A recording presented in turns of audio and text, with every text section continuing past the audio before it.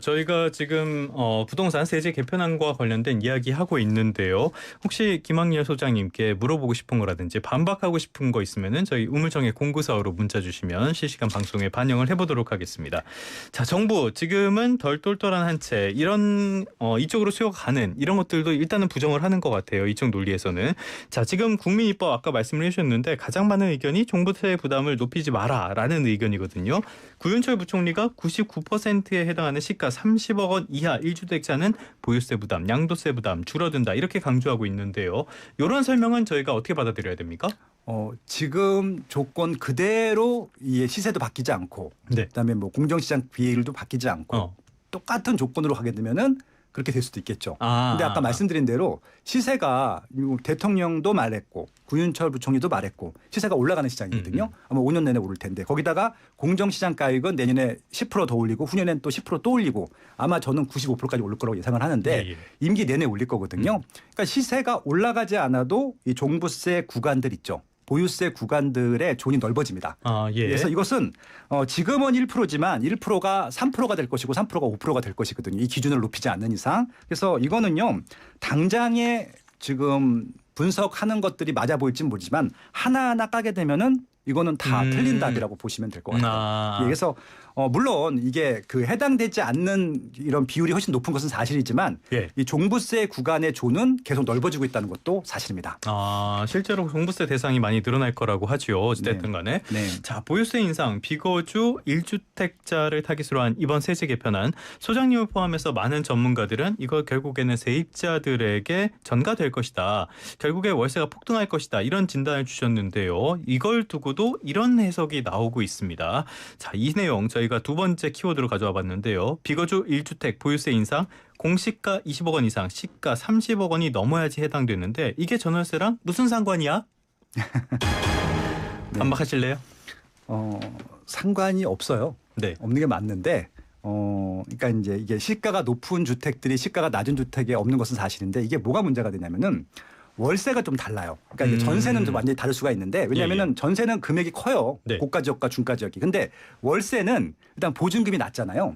그렇기 때문에 월세 수요는 더 증가할 수 있거든요. 예를 들어서 무슨 얘기냐면은 그러니까 전세가 20억, 30억짜리 고가 주택에 있는 지역들이 보증금 비율을 한 1억으로 낮추게 되면은 월세는 조금 올려도 갈 수 있는 사람들이 증가하거든요. 이거는 영향을 줍니다. 그래서 이게 월세 수요층들로 몰리게 하게 되면 이건 영향을 주는 것들이고 옛날처럼 전세를 존치시키면서 전세를 확대하게 되면은 영향을 주지 않을 수 있죠. 근데 지금 현재 정부가 전세를 줄이고 월세를 넓히는 방향이잖아요. 그렇게 되면은 상금융이라고도 하셨죠. 보증금이 낮기 때문에 하위권에 있는 살던 사람들도 몇 달은 가서 살 수 있거든요. 그래서 수요가 증가합니다. 이거는 이렇게 얘기하면 안 됩니다. 이거는 그 시장 경제를 모르시는 분들 얘기죠. 실제 저도 그 주변에서 최근에 전세 못 가니까 월세로 가는데 대부분 물어본 적이 강남이에요. 그래서 돈이 되세요 했더니 보증금은 낮던데요. 보통 1억, 2억 이러다 보니까 그래서 여기는 아마 수요가 더 몰릴 수도 있다는 말씀을 드리고 한 달에 몇백만 원씩 그렇게 내실 분들이 꽤 있나 보죠. 최근에 오늘 뉴스인데 헬리오시티가 이제 보증금 5천에 월세 500에 실제 거의 계약이 됐거든요.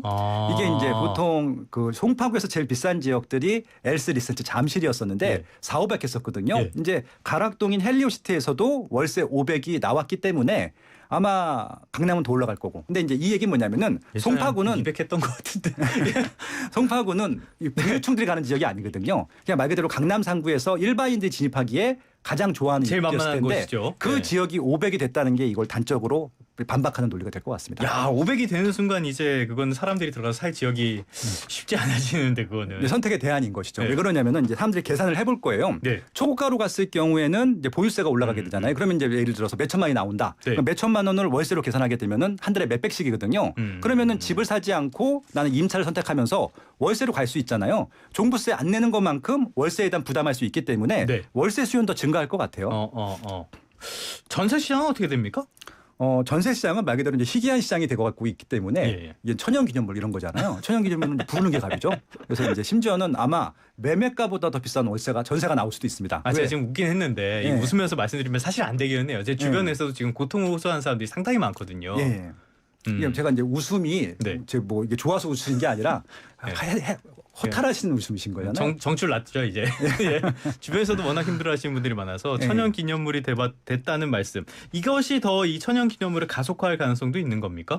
그렇죠. 앞으로도 이제 지금도 천세대 단지에 몇 개 안 되거든요. 그러니까 제가 제일 이제 유심히 보는 단지가 엘스 리센츠인데 예. 거기가 5,000세대, 6,000세대거든요.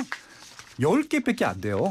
예, 그러면은 그 아래 단지들은 한두 개 있다는 것들인데, 그러니까 없어지게 되면 이제 멸종식물이 되는 것이고, 하나 네. 남으면 정말 천연 기념물이 되는 것들이잖아요. 가격 미친 듯이 예, 오를 것이고. 그래서 아마 전세는 굉장히 많이 올라갈 것 같아요. 그래서 이제 옛날처럼 전세가율을 따질 필요가 없을 것 같습니다. 네, 알겠습니다. 지금 순방하자마자 순방 귀국하고 이재명 대통령도 이런 어떤 여론의 흐름을 아시는 것 같아요. 그래서 릴레이 부동산 점검 회의를 열고 있는데, 자 이재명 대통령이 이렇게 점검 회의로 노력을 하는데 황희 의원이 페버스를 개조해서 청년 단기 주거로 활용을 하자 이런 이야기를 해서 이거 소시오패스 아니냐 이런 이야기까지 듣고 있단 말이죠.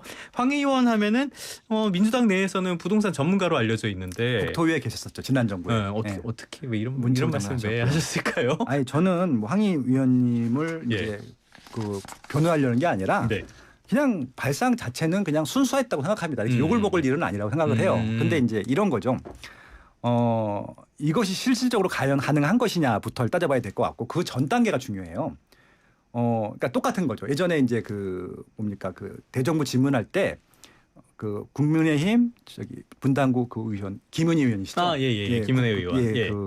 그 정책실장님한테 따님한테 임대주택 사라고 했을 때 어떤 느낌이 들까요? 막 화를 내셨잖아요. 그랬죠. 똑같은 거죠. 네. 그래서 똑같이 황희 위원님한테 이런 주택에 뭐 자녀분들 살게 하려고 하면 어떤 반응이 있을지 한번 그런 거죠. 그러니까 무슨 얘기냐면은 지금 청년들이든 그러니까 3040, 그러니까 20부터 포함합시다. 2030들이 필요한 것은 집이에요, 집. 맞아요. 정상적인 네. 집. 정상적인 집이라고 하는 것은 방 2개, 화장실 하나, 방 3개, 화장실 2개, 거실 있고 부엌 있고 그리고 이제 예를 들어서 커뮤니티가 좀 있고 마당도 있고 뭐 이런 것들을 기본적으로 상상을 떠올리는 거잖아요. 네. 다세대 빌라가 인기가 없어진 이유 중에 하나가 그런 것들이 안 갖춰져 있기 때문에 빠지는 이 인기가 빠지는 것들도 있거든요. 그러니까 우리가 떠올리고 있는 것은 말 그대로 아파트 단지를 떠올리는데 페버스 하면은 아무리 생각해도 그런 아파트 단지를 떠올릴 수는 없잖아요. 네. 그것들을 간과하고 그냥 단순히 숫자 채우기. 그러니까 저는 여기서 본 것이 뭐냐면은 23일 날 공급대책이 발표가 될 텐데 황희 국회의원하고 똑같은 얘기가 나올 것 같아서 이건 결국은 주택의 품질이 중요한 게 아니라 숫자를 채우겠다. 그렇죠. 10,000세대, 20,000세대 채우겠다. 그런 느낌을 받았거든요. 그것 때문에 제가 화가 나는 것들이었었고 23일 날 나오게 될 공급대책에서 13일. 만약에 네, 13일 전후. 13일. 예. 다음 목요일 나오게 될. 숫자만 채우게 되면은 똑같은 반응이 나올 것 같아요. 그 얘기입니다. 뭐 미국에 있는 트레일러 같은 것들. 아무튼 황희 의원의 말씀하신 대로 이 순수성, 진정성은 의심하진 않지만 예. 좋은 아이디어도 타이밍 좀 봐서 말씀하시는 게. 그리고 시범적으로 해볼 수 있거든요. 이런 예. 거. LH공사에서 만들어갖고 예. 한 몇십 세대만 해보고 반응 좋으면 그때 좀 확대하겠다 이렇게 했으면 좋은데 이번 정부 모르겠습니다. 계속 조급해요. 지금도 증세 정책이 좀 뒤에 나왔어야 되고 공급이나 대출 완화 정책이 먼저 나온 다음에 세제 정책이 나왔으면은 반발이 덜했을 텐데 그냥 증세부터 딱 시작하고 나머지가 없는 상태에서 하다 보니까 더 사람들이 반발이 심한 거죠. 그렇지. 그러면 그래서 공급에 대한 이야기를 좀 해보자면요. 공급 예. 13일쯤에 나올 걸로 지금 예상이 되고 있습니다. 네. 그런데 지금 이 공급과 관련해서도 반대쪽에서는 이런 이야기를 하고 있어요. 무조건 짓기보다 국민들이 접근 가능성 있는 주택을 공급해야 된다. 그렇기 때문에 민간이 아니라 공공이 공급해야 한다. 일단 공공이라는 그 글자가 붙게 되면요. 예. 사람들이 일단 싫어합니다. 그거는 많이 경험해봤어요. 공공재개발, 공공재건축. 이미 문재인 정부 때 우리가 많이 실망했기 때문에 공공이 나선다 그러면 사람들이 다 뒷걸음을 칠 것 같아요. 뭐 이재명 정부 초기에도 공공 얘기하니까 사람들이 이랬었던 반응이 있잖아요. 그래서 저는 민간 부분들을 빼서는 절대 안 되고 오히려 전면에 내세운 다음에 아까 말씀드렸잖아요. 그냥 일반 아파트, 일반인들이 좋아하는 이 공급은요. 민간한테 100% 다 넘기는 게 맞을 것 같고 예. 민간에서 하기가 꺼려지는 부분들 예를 들어서 사업성이 떨어진다든지 뭔가 이게 좀 돈이 많이 든다든지 이런 것들은 공공에서 하면 좋겠습니다. 그래서 양쪽 다 동시에 추진해야 되는데 예. 지금 민간 부분들을 먼저 활성화해야 되는 것이죠. 그러니까 예. 재건축, 재개발, 리모델링 얘기부터 나와야 된다고 생각을 하고 있고요. 공공은 진짜 민간에서 할 수 없는 부분들 예를 들어서 다세대 빌라는 안 하려고 하고 있거든요. 왜냐하면 이거는 공급하는 사람들부터 일단 싫어해요.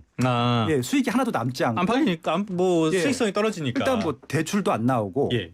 건축비가 나오지도 않고 그다음에 세금도 많이 내야 되고 수요도 없거든요. 그러니까 이런 부분들은 민간 공공에서 하시는 게 맞을 것 같고 그러니까 다세대 빌라를 네네네. 공공에서 하고 민간에서는 그냥 아파트를 수단과 방법을 가리지 말고 그냥 많이 짓는 것들, 속도를 내주는 것들로 정책으로 보완해 주게 되면은 의미가 있겠죠. 근데 이제 만약에 13일날 나오게 될 대책들이 이런 아파트들이라든지 뭐 이런 것들을 공공에 사겠다라고 나오는 순간부터 사람들은 바로 지금 공인중개사로 달려가서 집부터 살 겁니다. 아무거나 주세요. 닥치고. 패닉 바잉이 되겠네요. 그러니까 닥치고 공급을 하겠다는 그런 정부 얘기를 듣고 닥치고 매수를 하러 갈 것 같아요. 예, 그렇습니다. 자, 근데 제가 정부 입장에서 한번 또 말씀을 드려볼게요. 이재명 대통령도 말씀을 하셨는데 일단 재건축 재개발을 하면은 그 단지의 가격이 오른다라는 게 첫 번째 걸림돌인 것 같고요. 두 번째로는 야 이거 재건축 재개발을 민간한테 맡겨봤더니 이게 건설사들의 욕심이 앞서다 보니까 다 고가 아파트만 되고 돈만 되는 아파트만 짓고 있다. 문제 많은 거 아니냐 이렇게 보는 것 같거든요. 네.